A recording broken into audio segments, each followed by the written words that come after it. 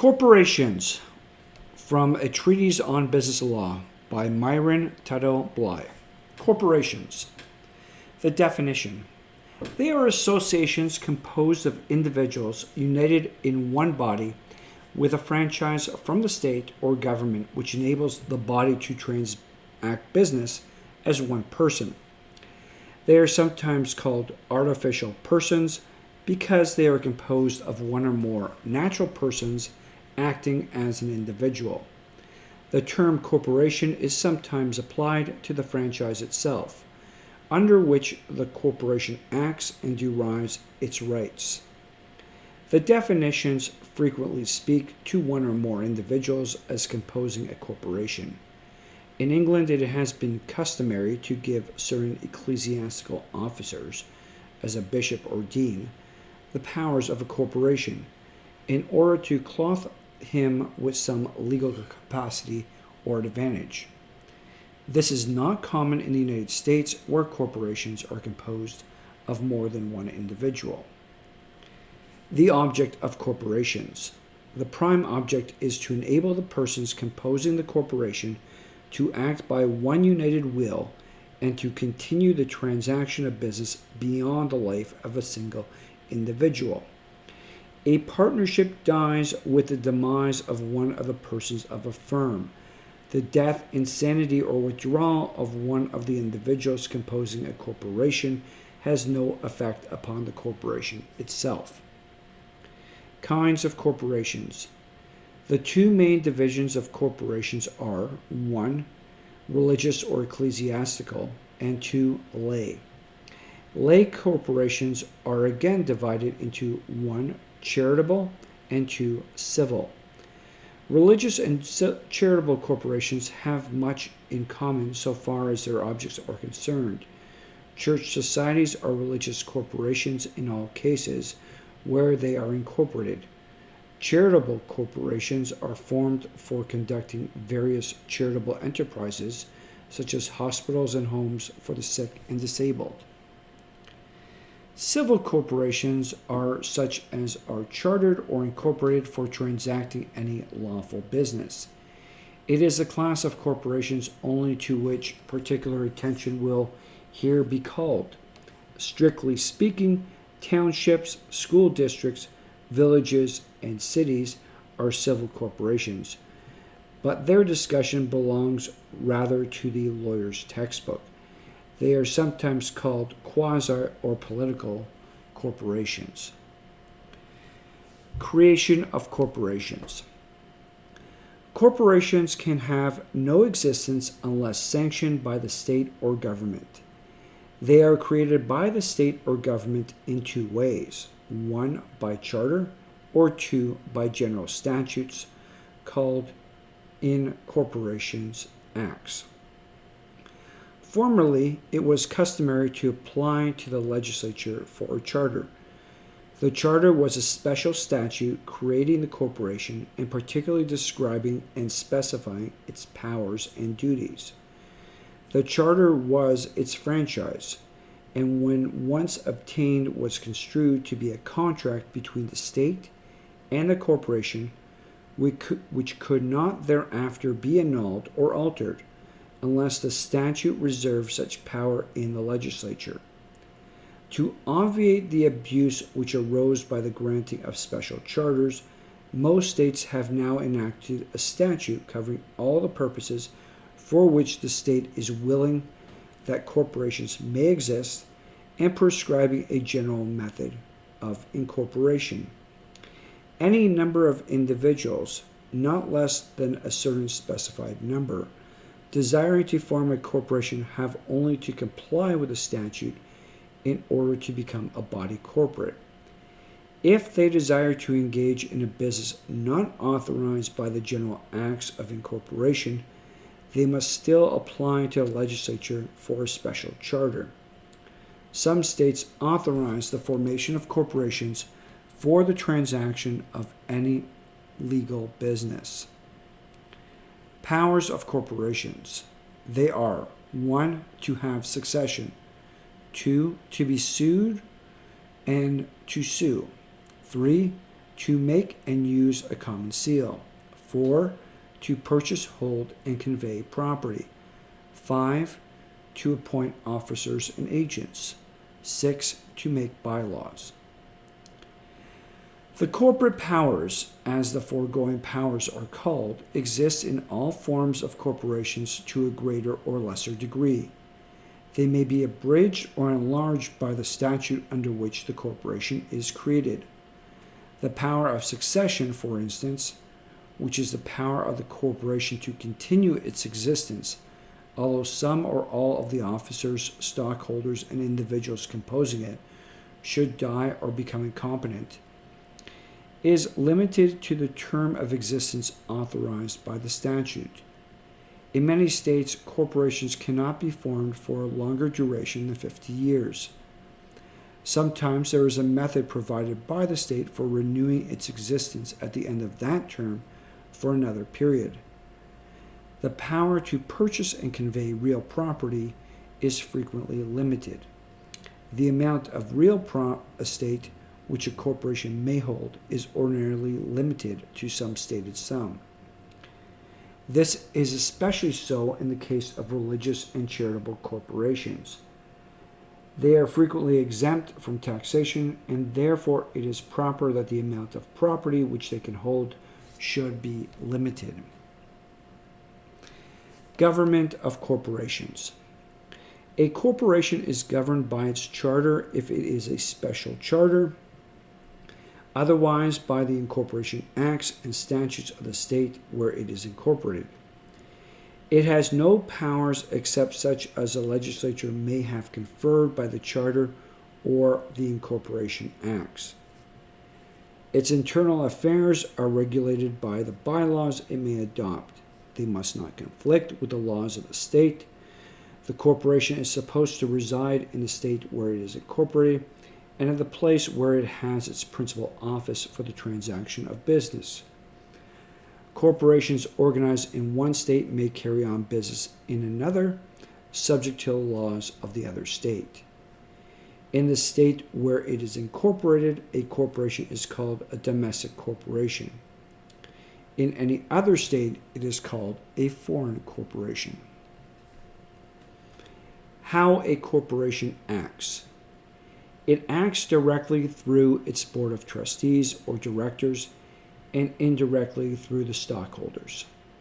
The incorporation statutes specify ordinarily the names of the officers of the corporation. Besides a president, secretary, and treasurer, there is usually a board of officers called directors or trustees. All these persons are elected by the stockholders, and immediately upon their election, the corporation acts by their decisions or resolutions. An officer cannot bind the corporation by any contract he may make unless he has been empowered to make the contract by the board of directors or trustees. And in dealing with an officer of a corporation, it is necessary to first ascertain what powers have been conferred upon him by the bylaws or by resolution of the governing board. A corporation being a fictitious person, it always acts by an agent who may or may not be an officer of the corporation. Stockholders. They are the owners or holders of the capital stock of the corporation. The capital stock represents the corporate money and property. It is divided into shares of a specified value, most frequently at $100. The profits made by the corporation are divided among the stockholders in proportion to the amount of the capital stock held by each. The profits are called dividends. Liability of stockholders. This is wholly determined by the provisions of the statute under which the corporation is formed. In most of the states, the stockholders are liable for the debts of the corporation only to the amount of their capital stock. They may lose what they put into the corporation, the amount of their stock, and no more. This exemption from liability, however, is usually conditioned upon the performance by the corporation of certain acts which the statutes say shall be performed, such as making correct reports annually of the state of the corporate business. The failure to perform the requirements of the statutes may subject a stockholder, trustee, or director to the liability of paying all the debts of the corporation. The trustee or directors are held to a more strict and enlarged liability on the theory that they are more directly cognizant of and connected with the management of the corporate business. Transfer of stock. The right of continuous existence, which has been called the right of succession, necessarily involves the transfer of capital stock. In case of the death of a stockholder, his stock can be sold and transferred by his executor or administrator. A stockholder may transfer his stock at any time by written assignment, although notice of the transfer must ordinarily be given to the company and a note of the transfer made on the stock books. The corporate seal. The right to have and use a common seal is one of the incidental powers of a corporation. In case it becomes necessary for the corporation to execute a writing which must be sealed, the seal must be used. A corporation conveys real property and executes a conveyance by attaching its seal. In order to entitle an instrument to record, it is provided in most states that the seal must be affixed to the instrument by one of the officers, under the direction and authority of the board of directors or trustees. Dissolution of corporations. A corporation is dissolved, 1, by the expiration of the time fixed by its charter or certificate of incorporation, 2, by act of the legislature expressly dissolving it for mismanagement or on grounds of public policy, 3, by voluntary surrender of the franchise or charter. Immediately upon the dissolution, it is usual for a court having jurisdiction to appoint a person called the receiver of the corporation, who liquidates its obligations, distributes its property among the stockholders, and winds up its affairs. Joint stock company. Joint stock companies are associations of two or more persons under a written agreement that they, or the persons to whom they may sell their interests, shall continue the association for a specified length of time, sharing the losses and dividing the profits. Associations of this nature are only possible in those states where they are authorized by statute. The facility with which corporations may now be formed in most states, by reason of the General Incorporation Acts, has caused joint stock companies to come into disuse. The statutes usually provide that the members or stockholders shall be individually liable for all the indebtedness of the company. One member cannot, of his own individual act, bind the association, as in cases of co-partnerships. The association is always formed by a written agreement signed by the members, and it continues for the time fixed in the agreement, although some or all of the original members may have died or become incompetent.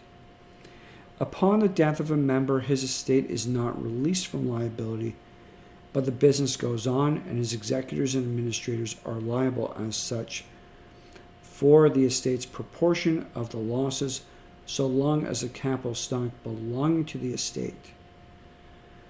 The association acts like a corporation through agents appointed by the governing board, who may or may not be officers. Co-partnerships, corporations, and joint stock companies compared. As to formation, a partnership may be formed by oral agreement. A corporation or joint stock company can only be formed by a written agreement or certificate of incorporation signed by the members or incorporators. As to duration, a partnership is dissolved by the death or incompetency of one of the members. A joint stock company or corporation continues for the period fixed in the association agreement or certificate of incorporation, although one or all the members die or become incompetent. As to manner of action, a partnership business may be transacted by one of the partners with or without the knowledge of the others. One member of a joint stock company or corporation has not the slightest power to transact any business whatever so as to bind the company or corporation unless authorized by the company or corporation. As to liability, one member of a partnership is liable for any act or contract made by another member. It is a liability to pay any or all indebtedness contracted by any other member out of private and individual means after the partnership property is exhausted. A member of a joint stock company incurs substantially the same liability. A member of a corporation called a stockholder ordinarily incurs liability only to the amount of the capital stock which he holds. As to liability after dissolution, a member of a partnership or the estate of a deceased member ceases to be liable for any new transaction after dissolution because a co-partner has no power to enter into a new transaction provided due notice of the dissolution has been given. The estate of the member of a joint stock company or corporation continues to be liable either for the entire company indebtedness or to the extent of the stock held until the stock is disposed of. As to division of profits, members of a co-partnership share the profits according to the proportion they may have agreed upon at the time of the formation of the partnership. If they have made no agreement in that respect, the law will divide the profits equally, although one member may have contributed a much greater amount of money or labor and skill to the partnership business. The members of a joint stock company or corporation almost invariably share the profits in proportion to the amount each has invested in the capital stock. As to ownership of the property, the members of a partnership are joint owners of the partnership capital and property. Each is entitled to the possession of the whole. The members of a joint stock company or corporation are not joint owners of the corporation property. No member has a right to the possession of the whole or any part. The members are several owners of the capital stock issued to them.